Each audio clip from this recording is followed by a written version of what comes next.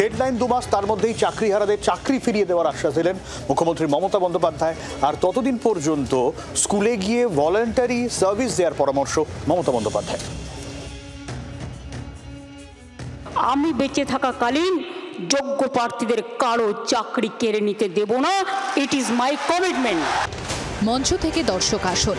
নেতাজি ইন্ডোরে চাকরিহারা শিক্ষক ও শিক্ষাকর্মীদের ভিড়। প্রত্যেকেই মুখ্যমন্ত্রীর মুখাপেক্ষী ছিলেন।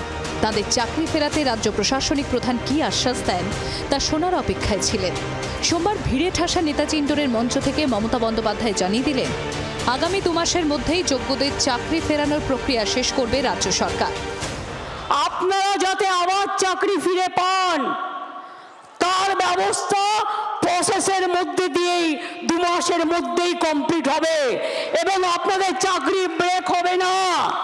কারণ আপনার এক্সপিরিয়েন্স এবং অ্যাডিশনাল কনসেশন আপনারা পাবেন যারা 10 বছর ধরে চাকরি করছেন। 2 মাস সাফার করলে 20 বছর সাফার করতে হবে না। আর ওই 2 মাসও পুষিয়ে দেবো, এটা মনে রাখবেন। আমার জীবনে কথা মানে কথা। আমি যদি কাউকে কথা দিই আমি লাস্ট পর্যন্ত সেই কাজটা করে দেখাই।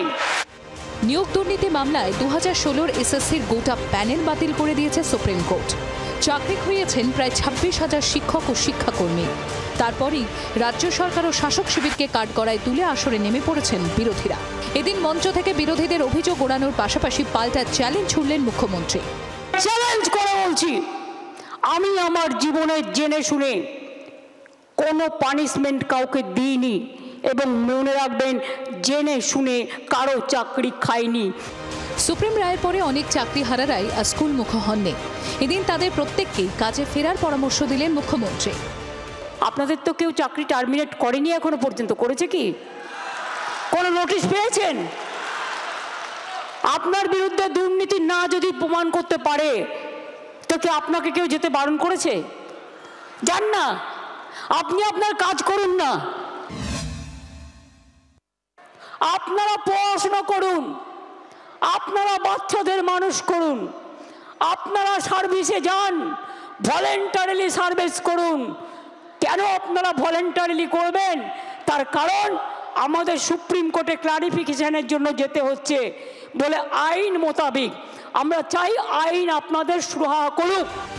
এদিন বৈঠক শেষের কিছুক্ষণের মধ্যেই সুপ্রিম কোর্টের দ্বারস্থ হয় মধ্যশিক্ষা পর্ষদ। রায়ে আংশিক বদল চেয়ে তাদের আবেদন, যতদিন না নতুন নিয়োগ প্রক্রিয়া শেষ হচ্ছে অথবা চলতি শিক্ষাবর্ষ সম্পূর্ণ হচ্ছে ততদিন পর্যন্ত চাকরিহারাদের কাজ চালিয়ে যাওয়ার অনুমতি দেওয়া হোক। প্রবীর শ্রেয়সীর রিপোর্ট, জি 24 ঘন্টা।